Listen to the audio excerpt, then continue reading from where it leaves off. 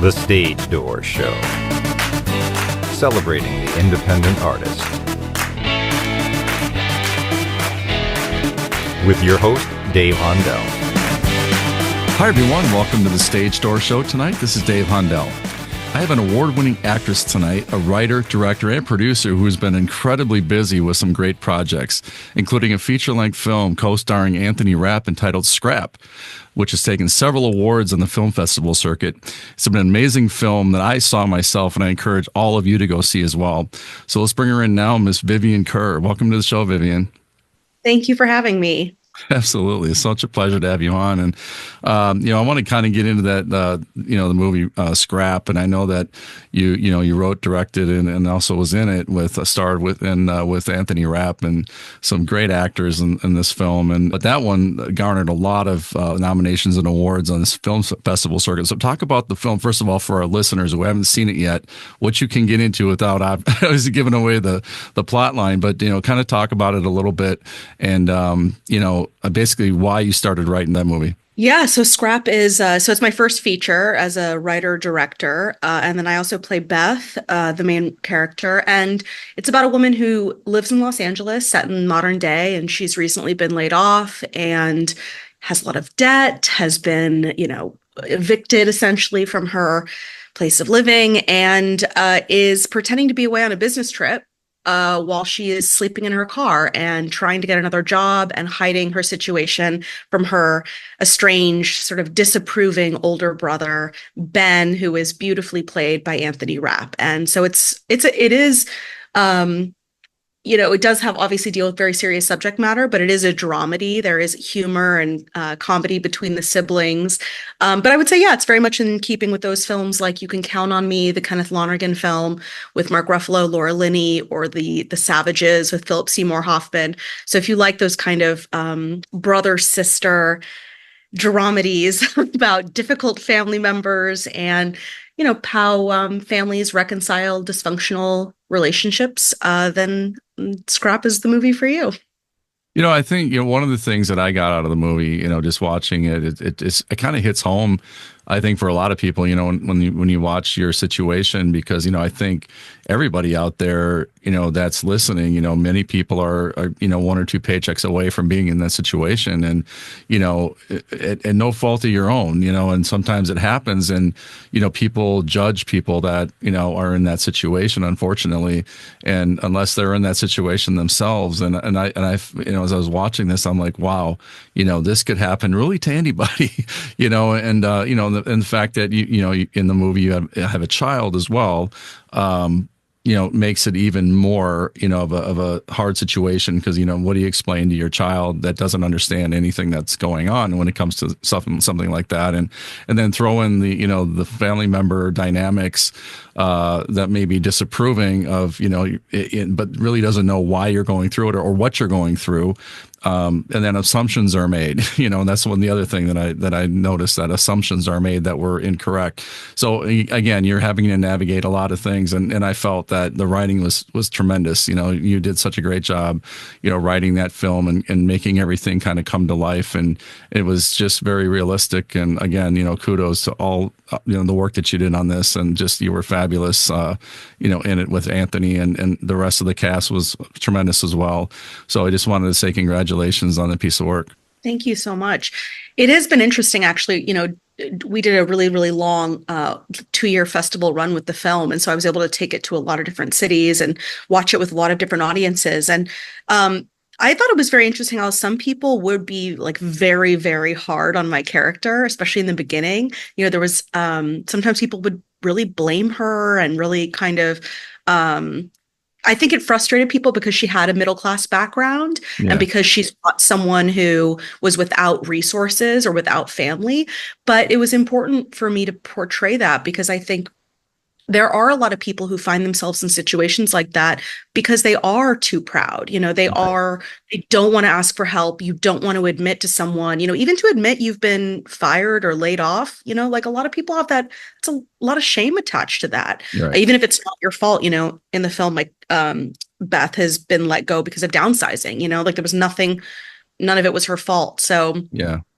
Although arguably she could have had some savings perhaps, but Well, we sort of unpack that a little bit as the film sure. goes on. But Yeah. yeah, people I think definitely were some audience members that I think I was surprised a little bit by their judgment. And that's not to say she doesn't make bad choices. Yeah. Obviously she makes like a series of very bad decisions.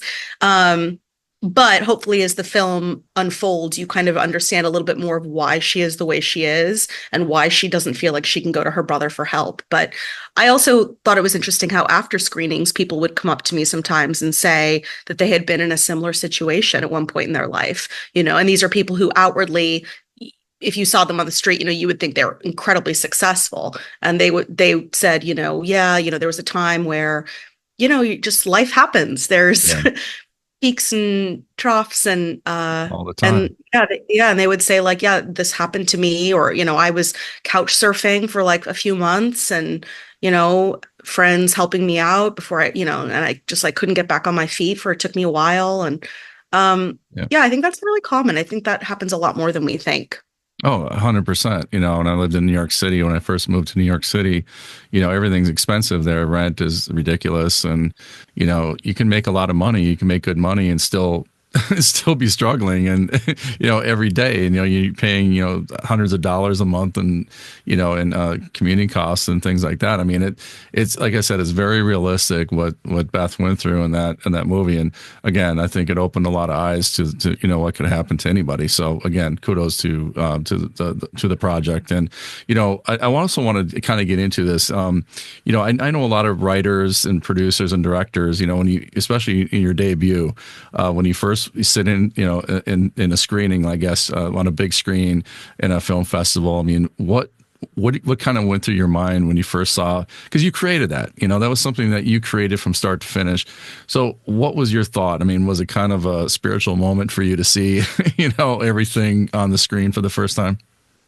Yeah, I mean, it was definitely kind of an out of body experience. So we had shot the film in 2021, and then we were doing post-production for a year, and we had our world premiere in 2022 at Deauville in France, which is this incredible festival. It's the second biggest festival in France after Cannes. So it's, and similar, they've got the mile-long red carpet, and they've got this theater there that I think it's something like 1,000 seats. I mean, it was massive, and has just, I mean, it's just like top of the line. And they kind of like escort you in, and they have like special seats marked off for you. And I remember sitting there. I think I was sitting next to Anthony, and kind of like not like shaking, but like a little bit like, when you can kind of feel the cortisol kind of coursing through you a little bit. Right. And I did have to, because I knew we had to do like a Q&A, like we did a brief introduction of the film, and then afterwards we did a Q&A. And I'd seen the film at that point so many times, but I had never seen it with an audience before. And that wanting to have that experience of like seeing my first feature with an audience was something that I had dreamt about for so long. And so to be there with my cast and to be actually watching it, it was nervous isn't even quite the right word. I think it was a little bit of like an out of body experience, but it was something very, very special. And it's a moment I'll always remember. Yeah, that's amazing. And also, what's it like to direct your own, direct yourself, direct, all the others on the cast, but, you're producer, writer, director. I mean, what's it like, kind of being in that position, but also having to get into your character, so to speak? Is it challenging? And, I guess when you cut afterwards, I mean, is there ever anything that you kind of change on the fly, it maybe didn't work the way you wanted to, or the way you had it on paper? So talk about that process as, acting in your own direction, so to speak. Yeah, definitely. There are things that you're going to adjust on the fly. And I think that's the benefit, I think, of also being the writer. I'm not sure what it would have been like if I hadn't written the script and I was just acting and directing in it, because then I think you would almost want to be constantly going back to the writer and kind of conferring with them. But because I was already the writer, like I could sort of shift and adjust things on the fly. And that's not to say that we were like doing a lot of improvisation, because we weren't. But, there were just things where, if it wasn't quite working the way I wanted it to, for whatever reason, I could just make those adjustments. But I really enjoyed it. I think, this was a really good film, I think, for me to act and direct in for the first time, because even though I think, I'm obviously not bad, Yeah. thank God. Um, we are not radically different in how we speak and how Right. we walk and how, right? Our Sure. mannerisms. Yeah. So because it wasn't one of those wild sort of transformational roles, that made it easier. I'm like fascinated now about how I need to like learn more about, how people like Bradley Cooper do like Leonard Bernstein, and then they're also directing like that. I think would Sure. be sort of like the next Yeah. thing for me to do, because I do think that that would be quite challenging, and you would have to really put some very clear planning in place for how Yeah. you're going to do that, depending on certain scenes, especially. Um, yeah, that I just think that would take a lot more planning. But I will say, like, I have been acting for a long time, so I know how to take care of myself as an actor. Right. And I have not, this was the first lead in a feature film I'd ever played. So to me, I had so much more time than I normally do, because if you're just day playing on someone else's, independent project, or you're just a guest star on a TV series, you have like no time, I mean, I did so much of that. Like, I mean, I just remember, you'd like guest star on like Criminal Minds or whatever, and you're seen as you're crying because they just told you your brother's dead or whatever. And then you're like sitting in some trailer on some lot in LA, and then they knock on the door and they're like, "We're ready for you." And you're like, and you're like, then you like Yeah. upset. And you're Yeah. supposed to like, kind of rev up for your big crying scene. And then, Yeah. it feels like it goes by in 30 seconds. And then they're like, "Great, thanks for coming." And you're like, "Oh, That's it. okay, bye." Yeah. Yeah. It's like Yeah. it's so rushed. So like Yeah. this was like nothing compared to that. I mean, this Right. was like, I had no time. Yeah. But also, yeah, like there was moments in between setups where you're trying to kind of carve out little moments for yourself. I think there were times where probably the first takes of things were like, especially if it was just me, Mhm. and I wasn't another actor, I think there were probably scenes where the first take was like unusable, Right. because I wouldn't really know until after we did the first take, like, oh, right, I forgot about what I wanted here. Okay, great. Now I know what I'm doing, Sure. Sure. So a lot of ruined first takes, I think, but learned a lot. I mean, I Well, definitely it learned all a lot. works out. I mean, it's film, so you can redo it, right? I mean, Yeah, and it's for not like sure. the old days where you. I mean, I don't know what you shot on, but I'm guessing it wasn't 35 or 70 millimeter No, it film, right? wasn't Yeah. film. Yeah, Right. Yeah. digital. But one other thing I wanted to ask you about, because you and Anthony had great chemistry, and you could tell. I mean, you really truly look like brother or sister. I mean, the way you were interacting with Anthony, and one of the things about 15 years ago, I don't know, years ago, my daughter and I were in New York City. And for her birthday, I wanted to get her tickets to rent. And for that week, Adam Pascal and Anthony Rapp were reviving their roles in Rent. And so we got tickets. We got the last 3 tickets in the place. Anyway, so we're sitting there. It was like a rock show, like they were rock stars. When they came out, they were like standing ovation. It was crazy. So how do you attach people to your projects? I mean, how do you, like, for casting? Because obviously Anthony has a big following, and in the theater world for sure, but also in the film world with the film Rent. But how do you attach Anthony to this project? So it started actually as a short film. So we did a proof of concept short film in 2018, and then that did a year of festivals in 2019. And he was in the short. But I would say one of the ways that I think that we were able to get him to do it was, well, it just worked out with his schedule. So that was obviously a huge plus. Sure. But we made the offer through his reps. But I knew it was going to be a feature even then. So a lot of times if you send an actor like a short film script, right? Like the agent or manager might be like, what is this? Like, I'm not sending my client like some Sure. short or whatever. Yeah. But we sort of had all this other stuff. Like it was like, here's our pitch deck. It's going to be a feature. It was always a proof of concept. And so that's how we kind of sent it over and pitched it. And I think because he comes from the theater, I think maybe his reps are like more open to smaller projects. I don't know. Sure. But it got to his desk and he read it. And yeah, I mean, I can't remember. We must have gotten on a Zoom call, but now I actually cannot remember oh, no, I do remember. Yeah, we did get on a Zoom call. And after he agreed to do it, and I think it worked out with his schedule. He's based in New York, but we were shooting in LA. He was already going to be in California for something else. Oh, okay. So it kind of fit in nicely. Yeah.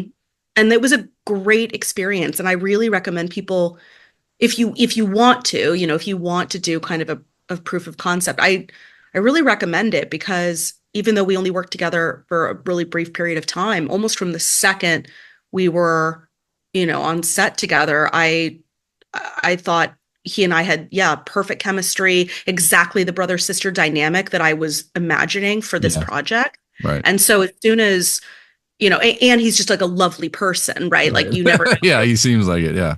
Yeah, but I mean, you never know. Like sometimes great actors who are just nightmares, right? And you don't want that, especially on an indie. There's just no point. life's too short, and you'll never get film done. If they can really hurt your project. So, So anyway, I went away and wrote the feature and sort of tailored it to him, to what I imagined, he would be like in the role of Ben, and then sent feature. But I mean, that was, I think, like a year and a half later. So I guess the only two pieces of advice I have are, if it is something you want to make into a feature, I would say pitch it as a proof of concept. Don't pitch it as just a short. That doesn't sound very exciting. Sure. And also, I think go for it, right? Like there's so many friends of mine who have made like incredible, short film projects. That they never tried to, they sort of cast their friends in it, but they never really tried to like make any offers or go for any name talent. And I think a lot of filmmakers, especially if you're a first-time director, they don't do it because they think like, well, no one will ever want to be in my project because I don't have a big, I'm not a huge known quantity, but actors just want to work, like 100%. That's such great advice, Vivian. I think, it's, no matter what you are, if you're an actor, if, or director, and, phones record on 4K at least now. I mean, you can get a new iPhone and you can make, if you have a project, you just do a short, with your phone. And like you said, a proof of concept. It doesn't have to be with, Arri cameras and, the big cameras. If you have a story, my advice would be to just do it, and, just get it out there, for people to see. A lot of things don't get made that are amazing, would be amazing projects, because people don't think that they're going to be watched. You just never know. And I think also too, like I think that sort of just ask mentality is like across the board. Like, even what you were just saying kind of about cameras, it's like, I've been to so many festivals now and met so many cinematographers who are so talented, who are out of work, who often own several camera bodies that's just sitting in their, I would say garage, but they should never keep it in the garage because exactly. But like most professional cinematographers own at least one camera body. So, and if it's a good storytelling and you seem like an interested, passionate, curious director, and you're like, listen, like I don't have a huge budget, but like I can pay you $300 if you're willing to bring your gear and let's make something cool together. Most cinematographers, if they're not busy, will say yes. And it also doesn't matter if 5 or 6 of them say no, if the 7th one says yes. So like you're also building your relationships, and people know that, people are willing to work on small projects to start to build those relationships. I agree. And then, you've been on Grey's Anatomy, you've been on like TV series. We are with the band. I mean, Jimmy Kimmel, Jay Leno, you've done spots on a lot of different, shows and projects, and, talk about relationship building, because when you're on all these different projects that you've done over the years, how important is it to build relationships on each one of those sets that you're on? Because I mean, do you still talk to people that you were, part of a project years ago? Well, what's funny is I feel like just now I've been in the industry long enough where things are starting to like circle back around. I was at Austin Film Festival this last fall, and I met one of the like mixers there, and I think I forget. I think I just heard her call my name or something. It was like Vivian, and I turn around, and this girl's kind of like barreling up to me, and she's like, "Hi, like, what kind of would she say?" It was so funny. She was like, "You killed me on an episode of Castle," and I was like, I did. Like, I was like, and this was an episode of TV that we shot I mean, I can't remember what year it was, but it must have been over 10 years ago. And yeah, like we did this episode of Castle together where we were roommates, and I definitely murdered her. Like, and we've never seen each other since. And so Really? we ended up talking, and she's been acting and doing other things and in the industry. And so I think these kind of relationships like end up circling around in ways that you don't even expect. And that's happened to Yeah. me a lot in the last year or two. Hmm. People that I've known in one capacity, I see them pop up in my life in another capacity. So it's such a good lesson that it's like just treat everyone with respect and kindness and Yes. transparency, and give freely of yourself when you can. Not everything has to be about money. Obviously, don't let people take advantage of you, but Right. like if you can sometimes donate $25 to a friend's Kickstarter, or give them a day on set for free, or introduce, Yeah. connect people, make a referral, because it will all come back around, and you will need to pull favors as well, especially if you're going to try to make independent projects. Oh, 100%. I mean, that's so well said. We talk about this so much. I mean, out of 250 episodes, I think we've talked about it on about a third of them at least, about Mhm. treating people with respect. And no matter who it is, it could be the receptionist working, at the casting company, or it could be the PA working on your project, and you never know who that PA is going to be. It could be the director at some point in the project that you're working on, and I think it's such a small world, and I know I think you just proved that, to say that this lady that you worked with was in a show, that you killed on a show. I mean, you probably never knew that you're going to run into this person again, but you did. I mean, that's just like, again, it's Yeah. just such a small world, and everything comes back around, and I Well, and guess. now I feel guilty Yeah. because I can't remember why she was at the festival, but she must have been there with her own film, Right, right. um, so yeah, like people do continue just making stuff, and like you just, yeah, you never know. I don't know. I think reputation is super important. And yeah, it's always like wild to me, like when people like do something. Like there was someone who I'd worked with recently who kind of did really burn a bridge in like kind of a huge way. And I remember at Yeah. the time being like, I almost wanted to just call them and be like, are you sure you want to do that? Yeah, Like, right. like, Exactly. I'm That's worried about you. Yeah, yeah, yeah. because you you you just, I don't know, like you only have one reputation, Yeah. and um like we were talking about before, it's like, how you treat people on set really matters. People talk, Yeah. Right. and I can see now again, like just having been in the industry for a while, like there's been times where I almost hired someone and then I asked someone about them who I just, saw that we had a mutual person in common on IMDb, and Sure. you reach out and say like, hey, what was your experience with this person? And sometimes they're like, oh, amazing. You have to Yeah. hire them Right. yesterday, right? And then sometimes they're like, you know what? Experience wasn't great. Like, can we talk about it? Like, I'm going to call you right now. Like, I just kind of want to give you the inside scoop. Yeah. Um, and it's really important. It's more important than I would say in other industries for sure. Well, especially in your industry too. I mean, things like that become public sometimes, and then that creates, more problems for your career if it's on the negative side, and it doesn't take much to do that. And I know with social media and with just things that are online right now, and what are your thoughts? I mean, I always tell people this too on my shows, like, be careful what you say on social media, because one misstep could really ruin your career. And, how do you navigate the social media world and what you do? Because I mean, you have so many things going on, and, and all the followers and so forth. I mean, what's your, what's the standard you hold for yourself, I guess, when it comes to social media? I feel lucky because frankly, I've never been that interested in social media. I mean, Yeah, I have social media, mostly I think to keep track of people that I meet at festivals. sure, And I have it obviously because it's, if there's a way to promote my film, if there's we got a good review, or there's like some, sure, something related to it, or I want to support a certain film festival. But almost everything I post is about promoting one of my films. I sure. don't, I've just never been that interested in it. Like I Yeah. think I might technically still have Twitter, but like the only thing I think I remember ever posting on there was just like film stuff. So I Right. always like never understood people would like have conversations or Yeah, well, like yeah, I'm the same way. I put express everything, even on personal my Facebook, is opinions. all about my podcast.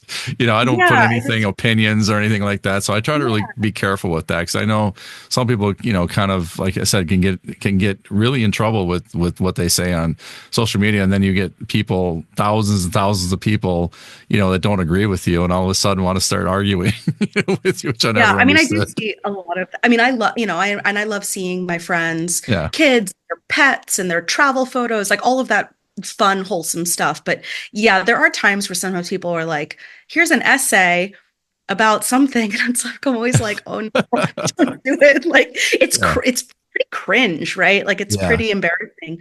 To me, I'm like, if you really want to write like a thoughtful piece about something, like write a guest article or like write a blog. Like I just don't think social media is the place to like explore your opinions yeah, on various topics. Like I just don't think it's yeah. a good place for I, it. I, I agree.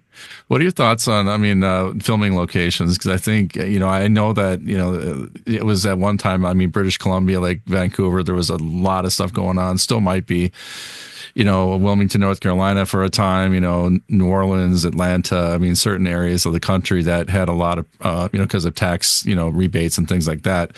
But do you feel like a lot of productions are leaving California or leaving LA, like that used to be there and now is kind of leaving because of those tax rebates? And I don't know. What are your thoughts on that? Because it seems to be like that's the consensus now. Yeah, I mean, it's been happening for think a couple decades, I mean, like I think Really?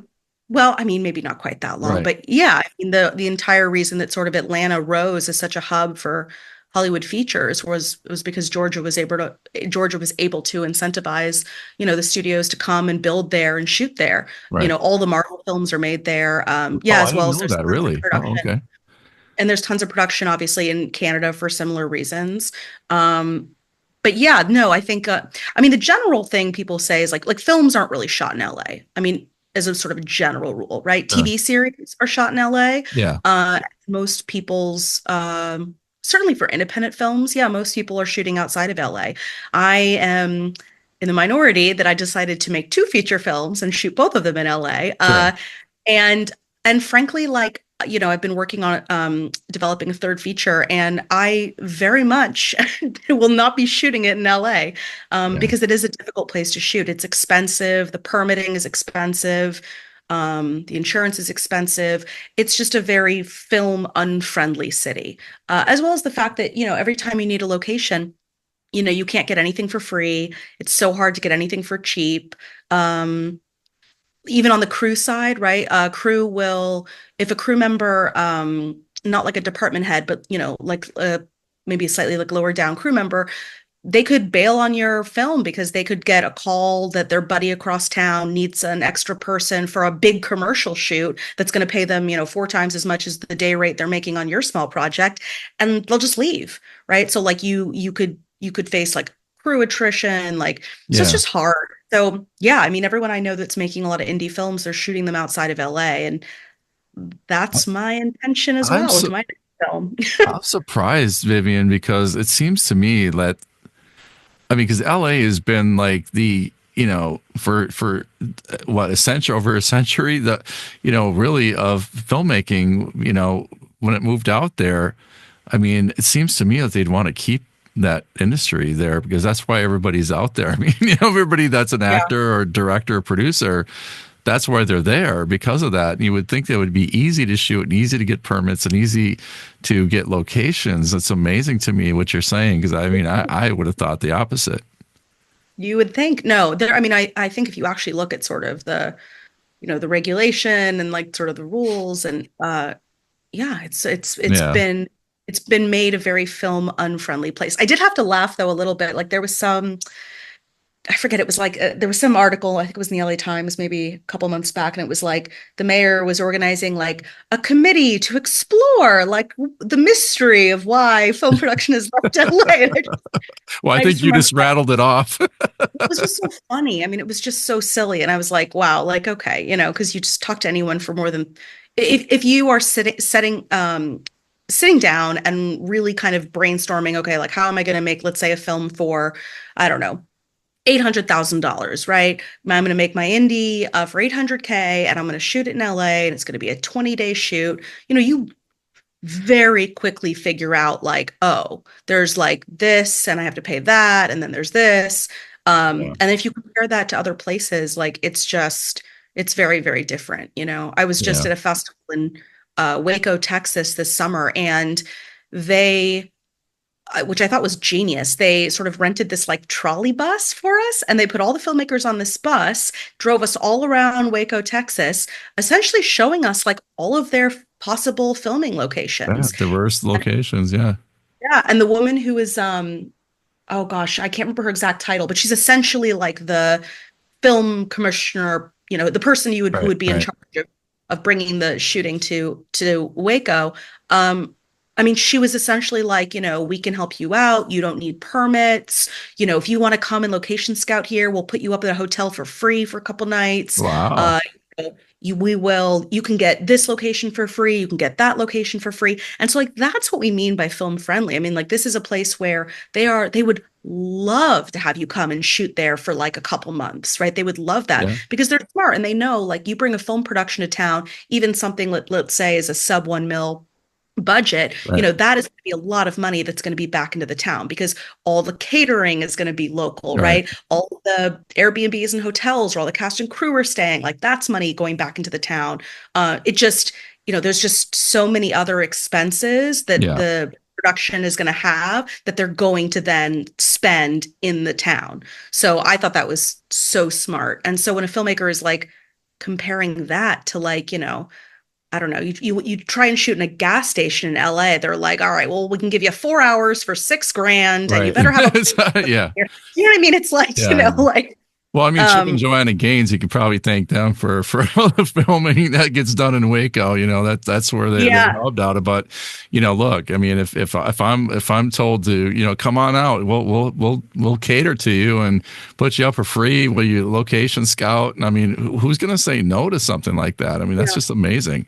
Plus, the Yeah, weather and is, there's so many. pretty mild, for the most part all year round. But Yeah, and yeah, thinking of like Friends films, recently it's like I know someone who shot in like the Carolinas, I know someone who shot in Georgia, someone who shot in Maryland, New Jersey, Massachusetts. Like, it's like as yeah, I'm thinking of places where people have been shooting, even in California, people are shooting elsewhere. Like people are shooting, out outside of in LA. Yeah, like going out to like, Oxnard or something. right, right. So yeah, I mean, as long as and it's really hard for LA crew because people are willing to bring out their department heads. So like you might bring your DP, maybe your first AC, but maybe not your first AD, right? Your UPM. You'll bring your department heads, but then all those other crew positions you're going to hire local. It's going to be a mix of local professionals and probably like students from graduate film programs. Sure.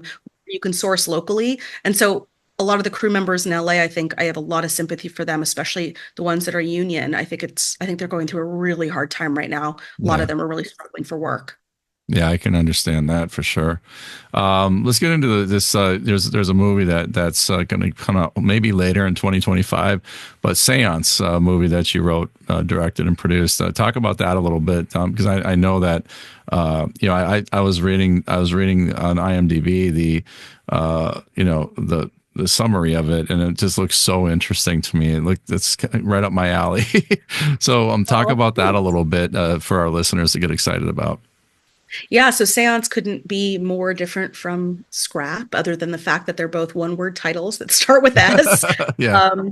So Seance is a period piece. It's set in the 1890s in California. It's a Victorian Gothic thriller. It's very much sort of in the same vein as The Haunting, the original Haunting from 1961, or The Innocents with Deborah Carr. So it only has 4 characters. It's very much like a play. It was very loosely inspired by an August Strindberg uh, play called Creditors. And so it's about these 4 characters who are trapped in a house overnight due to a storm, of course, and about it's about grief. One of the couples has recently lost their child due to an accidental drowning, and there is the potential that maybe that little girl is still in the house. And so it's about grief, it's about adultery, and just all kinds of fun stuff like that. So I would say it's a psychological thriller. Wow, can't wait for that.